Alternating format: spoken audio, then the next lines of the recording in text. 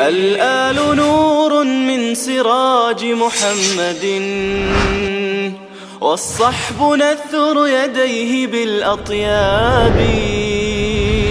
رحماء بينهم ولكن في الوغى. الحمد لله رب العالمين والصلاة والسلام على نبینا محمد وعلى آله و صحبه اجمعین.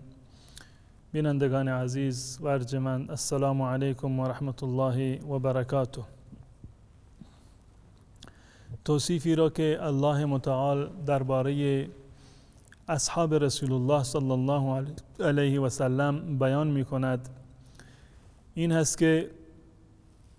اصحاب رسول الله صلی الله علیه و سلم با همدیگر رحما بودند، رحما و بینهم، با همدیگر مهر و محبت داشتند، عطوفت داشتند و با همدیگر دوست و مهربان بودند. این وصفی هست که الله متعال این رو در قرآن بیان کرده و تا قیام قیامت تمامی مسلمانان این قرآن را میخوانند و تلاوت میکنند و به این آیه میرسند و معتقد به این آیه خواهند بود که محمد رسول الله والذین معه اشداء علی الکفار رحماء بینهم. محمد رسول الله، محمد رسول و فرستاده الله متعال هست و اون انسانهایی که پیرامون محمد هستند، همراه محمد هستند، با بیگانگان بد هستند، تندخو هستند با کافران، اما در میان خودشان و با همدیگر بسیار مهربان هستند و بسیار صمیمی هستند. این وصف جامعی هست درباره اصحاب رسول الله صلی الله علیه وسلم و اهل بیت رسول الله صلی الله علیه وسلم. ما میدانیم که آن کسانی که پیرامون رسول الله بودند، شاگردان رسول الله صلی الله علیه وسلم، اون انسانهایی را که رسول الله صلی الله علیه وسلم اونها را تربیت کرد، اونها را از کفر و شرک به اسلام و ایمان آورد، اونهایی که رسول الله صلی الله علیه و سلم آنها را از جاهلیت به اسلام منتقل کرد، آنهایی که رسول الله صلی الله علیه و سلم آنها را از اخلاق رذیله و اخلاق ناشایسته منتقل کرد و آنها را اخلاقی شایسته داد، آنها را تزکیه کرد، رفتار آنها را تغییر داد، اخلاق آنها را تغییر داد، باورها و اعتقادات آنها را تغییر داد. این اصحاب برگزیده‌ای هستند. این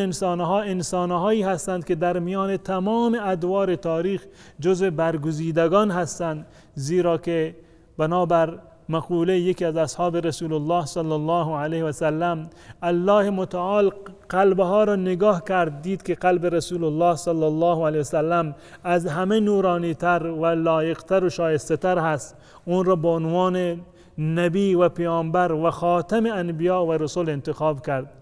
بعد از این در نگریشی دیگر و در گزینشی دیگر اصحاب رسول الله صلی الله علیه و سلم را برگزید که انسانهای وارسته‌ای باشند، انسانهای فداکار و جان نثاری باشند در کنار رسول الله صلی الله علیه و سلم. و قطعا هم این گونه شد.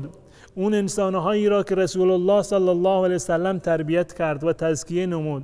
اون انسانها در زمان رسول الله صلی الله علیه و سلم در کنار ایشان بودند، پا به پای ایشان در سختی‌ها و در جنگ‌ها و غزوات ایستادند، با کفار و مشرکان مبارزه کردند و جهاد کردند و بعد از ایشان هم این کشتی اسلام را به مقصد رساندند و جهان را در دایره اسلام و در تحت سیطره اسلام درآوردند و این دین مبین اسلام را و آیین الهی و این آیین جهانی را به تمام جهان منتشر کردند. اون کسانی که بعد از رسول الله صلی الله علیه و سلم دین مبین اسلام را که در آن زمان محصور بود در جزیره العرب، این دین را منتشر کردند،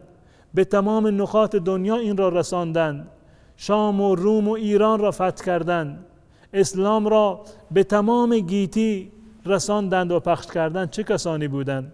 آیا غیر از این شاگردان تربیت شده مکتب رسول الله صلی الله علیه و سلم بودند؟ قطعا اون انسانهایی که با ایمان و با اخلاص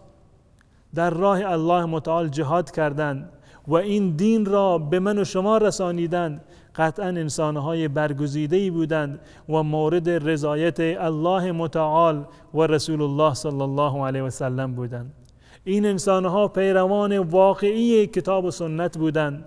در زمان رسول الله صلی الله علیه و سلم و بعد از ایشان هم همچنان پایبند عهد و پیمانشان باقی ماندند و با همدیگر همان گونه که الله متعال آنها را ستوده بود و آنها را تعریف و تمجید کرده بود، با دشمنان اشداء بودند و با خودشان رحما بودند و نمونه‌هایی از رحمت و عطوفت و همبستگی و صمیمیت را من در حلقات متفاوتی و متعددی و برنامه‌های زیادی خدمت شما بیان کردم.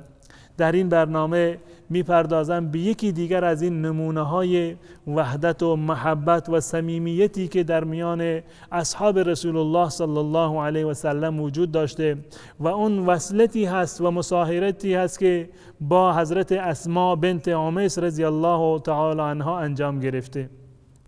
اسماء بنت عمیس آنگونه که همه میدانید در ابتدا همسر جعفر ابن ابی طالب رضی الله تعالی عنه بود. جعفر ابن ابی طالب برادر حضرت علی رضی الله تعالی عنه و جعفر طیار، اون کسی که در بهشت هم با دو بال خودش پرواز می کند، زیرا که در دنیا به خاطر دین، به خاطر اسلام و در راه مبارزه و جهاد با کفار دسته های خودش را از دست می دهد. بدین خاطر الله متعال به اون این فضیلت را و برتری را عنایت فرمود.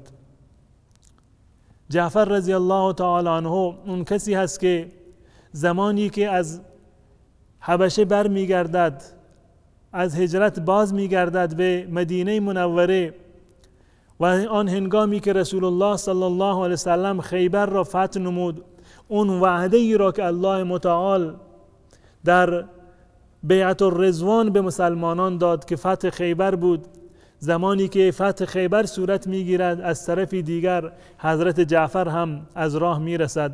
رسول الله صلی الله علیه وسلم میفرماید که من نمیدانم که به کدام نعمت الهی خوشحال باشم، به این که الله متعال خیبر را فتح کرده در اختیار ما قرار داده، یا این که جعفر ابن ابی طالب از سفر و از دیار غربت رسیده.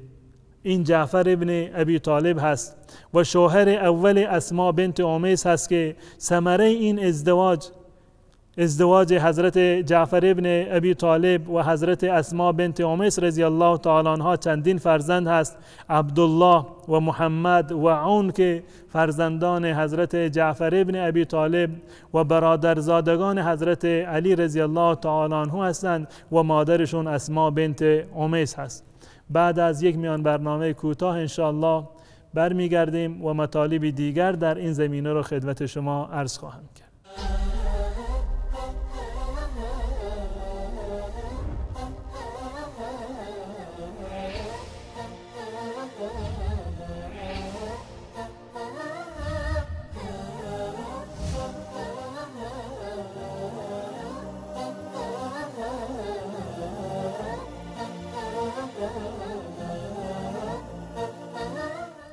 بینندگان گرامی، درباره اسماء بنت عمیس و ازدواجش با حضرت جعفر ابن ابی طالب رضی الله تعالی عنه خدمت شما صحبت می کردم. این ازدواج واقعا ازدواج مبارکی بوده. این زن و شوهر انسانهای مبارکی بودند. اما آنچه می خواهم بیان بکنم این هست که اسماء بنت عمیس رضی الله تعالی عنها بعد از این که حضرت جعفر ابن ابی طالب رضی الله تعالی عنه به شهادت می رسد، اون کسی که اسماء را ازدواج می کند حضرت ابوبکر صدیق رضی الله تعالی عنه است. یعنی این که این دو خانواده با همدیگر مهر و محبت داشتند، صمیمی بودند، که به این اندازه به همدیگر نزدیک بودند که بعد از جعفر ابن ابی طالب اون کسی که همسرش را ازدواج می کند حضرت ابوبکر صدیق رضی الله تعالی عنه است. و ثمره ازدواج ابوبکر صدیق با اسماء بنت عمیس رضی الله تعالی عنها فرزندی است به نام محمد ابن ابی بکر. محمد ابن ابی بکر فرزند حضرت ابوبکر صدیق رضی الله تعالی عنه است، منتها تربیت یافته حضرت علی رضی الله تعالی عنه است. ربیب حضرت علی رضی الله تعالی عنه به گونه‌ای که حضرت علی رضی الله تعالی عنه میگوید که محمد ابنی من صلب ابی بکر، محمد فرزند من هست از دودمان ابوبکر، از کمر ابوبکر. یعنی این که فرزندان این خانواده با همدیگر یکی هستند و حضرت ابوبکر صدیق رضی الله تعالی عنه با اسما بنت امیس ازدواج می کند. یعنی این که فرزندان حضرت ابوبکر صدیق و فرزندان جعفر ابن ابی طالب رضی الله تعالی عنه با همدیگر برادر هستند، مادرشون یکی هست. محمد ابن ابی بکر را همه می دانیم که یکی از همراهان حضرت علی رضی الله تعالی عنه، یکی از فرماندهان و استانداران حضرت علی ابن ابی طالب رضی الله تعالی عنه است که در کنار حضرت علی رضی الله تعالی عنه باقی ماند. اما جالبتر از این می‌بینیم که بعد از این که حضرت ابوبکر صدیق رضی الله تعالی عنه وفات می‌کند، کسی که در مرحله سوم با اسما بنت امیس ازدواج می‌کند حضرت علی ابن ابی طالب رضی الله تعالی عنه است که می آید و همسر سابق حضرت ابوبکر صدیق و جعفر طیار را ازدواج می کند و ثمره این ازدواج باز هم فرزندانی هست به نام عون و یحیی. یعنی این که فرزندان حضرت جعفر عبدالله، محمد و عون و فرزندان ابوبکر که محمد هست، محمد ابن ابوبکر، و فرزندان حضرت علی رضی الله تعالی عنه عون و یحیی از نظر مادر و از طرف مادر با هم دیگر برادر هستند. جالب اینجا هست که زمانی که حضرت علی رضی الله تعالی عنه با اسما بنت امیس ازدواج کرده بود، یک روزی فرزندان ابوبکر و فرزندان جعفر ابن ابی طالب به همدیگر فخر می‌فروختند و فرزندان جعفر ابن ابی طالب می‌گفتند که ما بالاتر هستیم، پدر ما افتخارات بیشتری از پدر تو دارد، یعنی به محمد ابن ابی بکر می‌گفتند. بچه بودند، در داخل خانواده با همدیگر صحبت می‌کردند. حضرت علی رضی الله تعالی عنه فرمود که در میان اینها قضاوت بکن، کدوم یکی بهتر بودند؟ حضرت اسما بنت امیس رضی الله تعالی عنها گفت که من جوانی بهتر از جعفر ابن ابی طالب ندیده بودم و میان سالی بهتر از ابوبکر صدیق. یعنی این که به این گونه در میان فرزندانش این صلح را برقرار کرد و هر دو طرف را قانع کرد. این اسما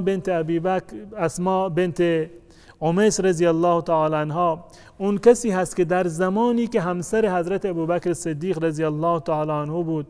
میبینیم که پرستار حضرت فاطمه زهرا هست. اون کسی هست که بالاسری فاطمه زهرا هست در زمان بیماری در کنار حضرت فاطمه زهرا. همسر ابوبکر صدیق، اون کسی که اون را به عنوان غاصب فدک معرفی میکنند، اون کسی که غاصب خلافت معرفی میکنند، اون کسی که به دستور اون میگویند که عمر ابن خطاب به خانه فاطمه زهرا یورش برده و فاطمه زهرا را مورد ضرب و شتم قرار دادند. میبینیم که خانم ابوبکر صدیق و همسر ابوبکر صدیق در دوران بیماری فاطمه زهرا بالاسری و پرستار حضرت فاطمه زهرا هست که فاطمه زهرا رضی الله تعالی عنها راز خودش را و حرف دل خودش را با اسما بنت امیس میگوید و میفرماید که من یک چیزی را برای من بسیار ناگوار هست که جسد زن را و جنازه زن را بر روی یک تخته میگذارند و در میان مردم او را تشییع جنازه میکنند که همه کس اون را میبینند و ویژگی های بدنش، لاغری و چاقی بدن برای همه مشخص هست. این برای من بسیار قابل درد و رنج هست و مرا به خود واداشته. من در این فکر هستم. حضرت اسماء بنت امیس رضی الله تعالی عنها میگوید که من زمانی که در حبشه بودم یک چیزی را مشاهده کردم. گفت چی هست؟ اون گفت که یک نعشی بود که می ساختند، یک قبه ای را می ساختند که در هنگامی که زنی وفات می کرد بر روی جنازه می انداختند که زیر اون مشخص نبود که آیا این زن لاغر هست یا این که چاق هست، قدش بلند هست یا کوتاه هست. گفت برای من یک همچنین چیزی را آماده بکن. وقتی که آماده کرد و نشان داد به فاطمه زهرا، حضرت فاطمه زهرا رضی الله تعالی عنها آن را پسندید و اولین نعشی بود و اولین قبه‌ای بود که بر روی یک جنازه می‌گذاشتند در تاریخ اسلام. و این به خاطر صمیمیتی بود که در میان فاطمه زهرا همسر علی ابن ابی طالب و همسر حضرت ابوبکر صدیق رضی الله تعالی عنه حضرت فاطمه بنت امیس رضی الله تعالی عنها وجود داشت. اینها نمونه هایی هستند از وحدت و همدلی و از صداقت و صمیمیت در میان اصحاب رسول الله صلی الله علیه و سلم و اهل بیت ایشان. قطعا حقیقت و واقعیت چیزی غیر از این نیست که اهل بیت و صحابه با همدیگر دوست بودند و با همدیگر صمیمی و مهربان بودند، همان گونه که الله متعال آنها را در قرآن کریم ستوده رحماء بینهم بودند. درود و سلام و رحمت الله متعال بر رسول الله صلی الله علیه و سلم و بر اهل بیت ایشان و اصحاب گرامی ایشان باد. السلام علیکم و رحمت الله و برکاته. الآل نور من سراج محمد والصحب نثر يديه بالأطياب رحماء بينهم ولكن في الوغى أسد على الباغي كأسد الغاب خير القرون هم وليس كمثلهم عظماء بعد الرسل في الأحقاب رحماء بينهم ولكن في الوغى